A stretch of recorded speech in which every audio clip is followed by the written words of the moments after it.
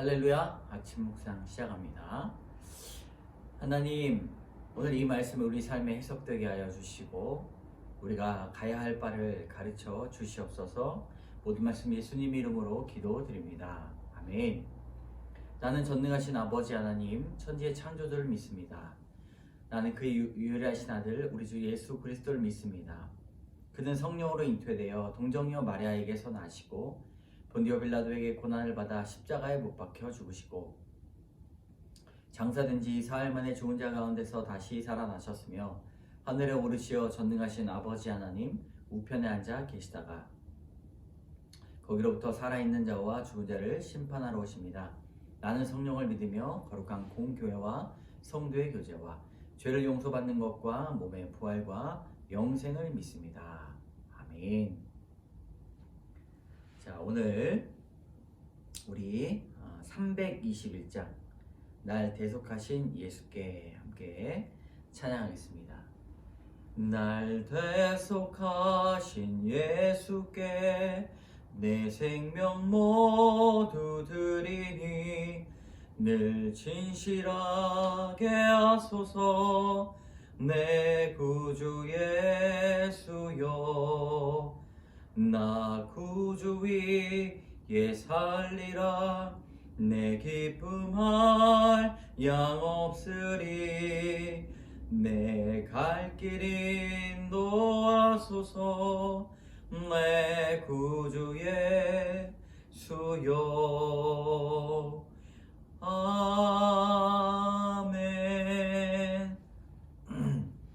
아멘. 오늘 이제 거룩하게 하라 출애굽기 40장 마지막 장이죠.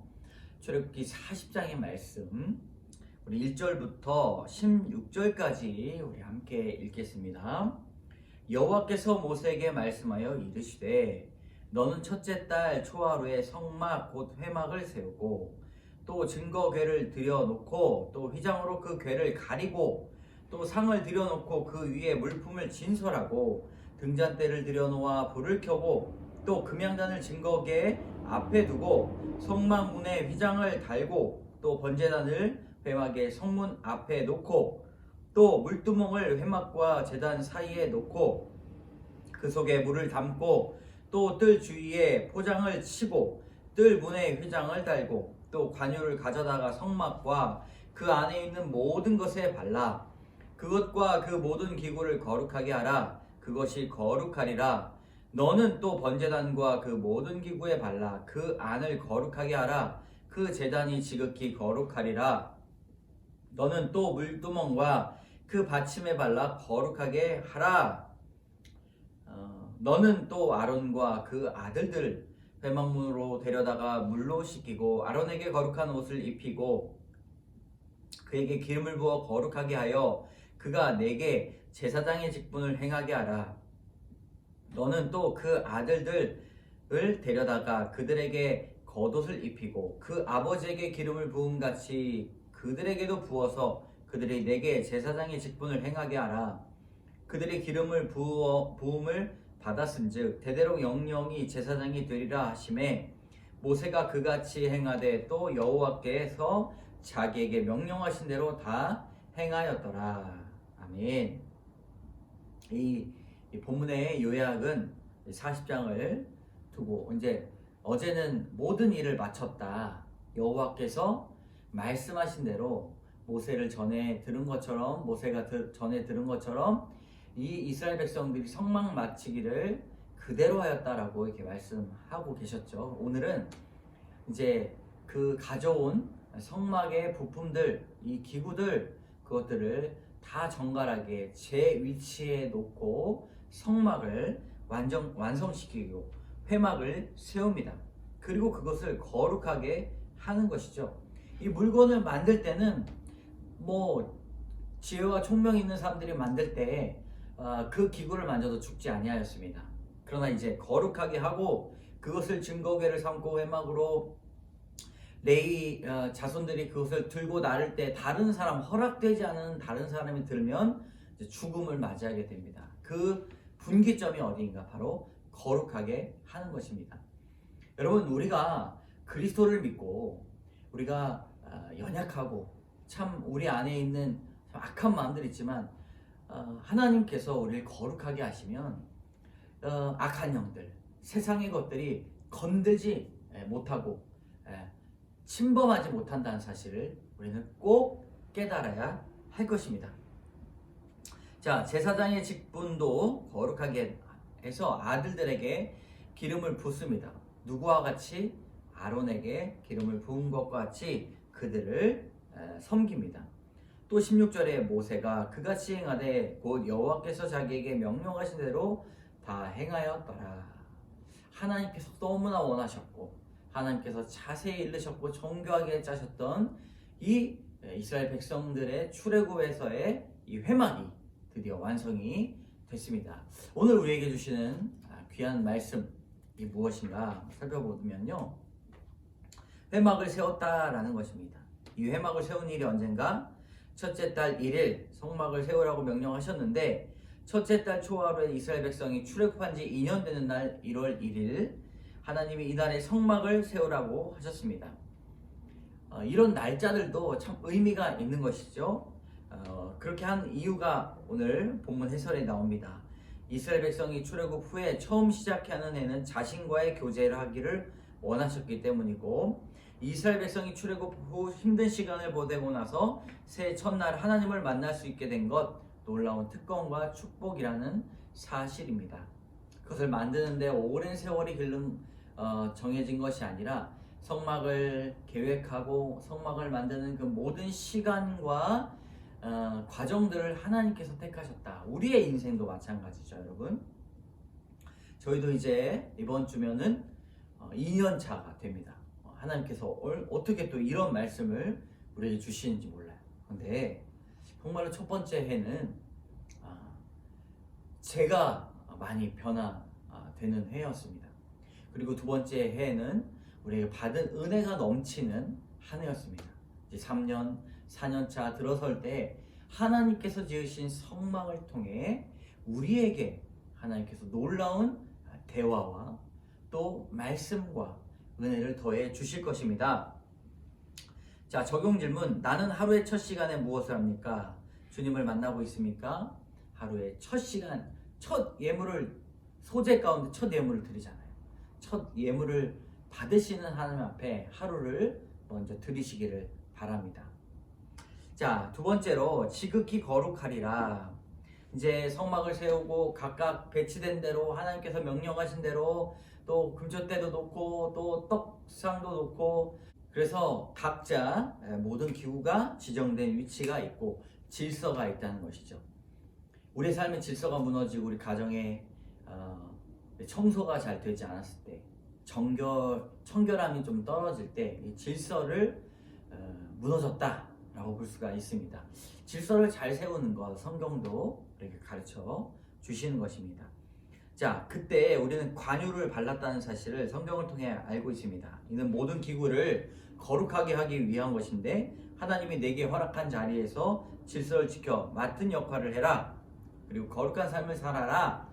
입술을 주관하고 생각을 주관하고 우리의 손동작과 발걸음을 주관해라. 그리고 마음의 견딘과 오래 참음으로 주님 앞에 나아가라 라고 질서를 잡아주시는 하나님, 그리고 관유를 바르시는 이 모든 기구에 바르시는 것처럼 성령께서 우리에게 임해야 그것이 정상화가 된다는 것입니다. 여러분, 성령을 바라며 우리 삶이 지극히 거룩히 변화될 수 있도록 오늘도 그 말씀을 가지고 묵상해 보시기 바랍니다. 자, 내가 속한 곳에서 질서를 지키며 맡겨진 역할을 잘 감당하고 있습니까? 네. 저에게도 참 도전이 되는 말씀인데, 맡겨진 역할, 또 남편으로, 또 아빠로, 목사로, 또 여러 선배로 맡겨진 역할을 잘 감당하려고 노력하겠습니다. 네. 그리고 나름대로는 또 적용하여서 또 연락도 하고 또 다른 사람들의 안부를 전하도록 하겠습니다. 자, 야망으로 세운 성막, 김미연 씨의 간증. 저는 어머니의 사랑을 많이 받고 외국 신문사에서 근무하시던 아버지 덕분에 외국 문화를 많이 접하며 자기애와 허영심이 가득한 아이로 자랐습니다. 중2 때 어머니를 따라 부흥에 참석했는데 부흥 강사가 딱 사목감이야, 사모가 되라 말씀을 들었습니다. 예언대로 저는 청년 시절에 저를 좋아해주는 전도사를 만나 결혼과 동시에 자연스럽게 사역자의 아내가 되었습니다. 세월이 흘러 어느 날 저희 부교육자로 심무하던 교회 담임 목사님이 전화하셔서 박 목사가 개척교회를 세운다고 하는데 괜찮겠냐고 물어보셨습니다. 하지만 저는 목사님께 이렇다 할 답변을 드리지 못한 채 남편과 개척교회를 시작했습니다. 3년간 저희 부부는 모교회에서 생활비를 지원받아 생활했고 설교도 나쁘지 않다는 평을 받았습니다. 미자립 교회 사모들이 그러하듯 저도 주일학교 사역을 담당했는데 아이들 수도 점차 많아졌습니다. 이대로 부흥된 교회 사모로 인정받을 수 있겠다는 생각이 들었습니다. 영혼을 중요시하기보다 저의 야망에 초점을 맞추어 교회를 세워나가고 있었던 것입니다. 그러다 욕심이 많은 저 때문에 저희 부부는 교회에서 쫓겨나게 되었습니다. 하나님이 말씀으로 여러 가지 가르쳐 주셨는데 저는 긍정의 힘으로 그래 다시 시작하면 되지 뭐 라며 여호와께서 제게 이르시는 말씀을 따르지 않았습니다. 그러다 남편은 한 회사에 사목으로 들어갔는데 알고 보니 그곳은 다단계 회사였습니다. 등재 이사로 있던 남편은 회사의 피해액을 감당하고자 1년 실형을 받고 감옥에 들어갔습니다. 그런데 재판을 받는 과정에서 저와 소통이 되지 않던 남편은 바람을 피웠고 그제야 비로소 저는 저의 무능함을 처저히 깨닫게 되었습니다. 이후 하나님은 말씀으로 저와 함께 하시며 제가 구원에 관심 없는 짝퉁 사모임을 깨닫고 회개하게 하셨습니다. 그리고 수준 낮은 저를 아시고 가정을 회복시켜 주셨습니다. 날마다 옷을 입듯 사명을 감당해야 하는데 늘 입었다 벗기를 반복하는 저를 위해 하나님은 오늘도 큐티 말씀을 일러 주십니다.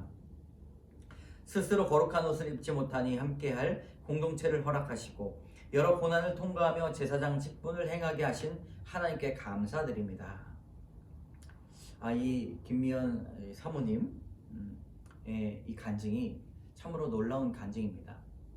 다른 사람들은 수치를 이렇게 보여주시지 않지만 이분은 자신이 야망으로 새겼던 성막을 섬겼고 또 하나님의 말씀보다 영혼 구원함보다 자기의 그런 스펙을 위하여서 그리고 가정을 지키지 못하는 남편을 지키지 못하는 일들을 보면서 참으로 하나님 앞에 거듭나셨구나 이렇게 생각이 되었습니다. 말씀이 아니면 우리가 어떻게 이런 것들을 깨닫겠습니까? 저도 이 사모님의 이야기를 들으면서 참으로 마음에 많은 요동이 옵니다. 이번에 적용 볼까요? 교회 소그룹 모임에서 저와 같은 처지에 있는 지체들을 위하여 제 이야기를 가감없이 나누겠습니다. 가족과 대화할 때 남편의 말이 길고 지루하게 느껴지더라도 귀 기울여 듣겠습니다. 함께 기도합니다. 하나님 참 감사합니다. 말씀 묵상으로 하루하루를 살기 원합니다. 하루의 첫 시작을 말씀으로 살기 원합니다. 우리가 일어날 때 핸드폰을 먼저 보고 우리의 생각, 계획, 걱정, 염려를 먼저 하지만 먼저 하나님의 말씀을 듣기를 원합니다. 하나님 우리와 함께하여 주시고 이제는 그 질서에 순종하며 맡겨진 역할에 충실할 수 있도록 도와주시옵소서. 우리의 야망을 위해 뛰어다니는 것이 아니라 하나님께서 말씀해 주신 영혼 구원을 위해 살아갈 수 있도록 도와주시옵소서. 모든 말씀 예수님 이름으로 기도드립니다.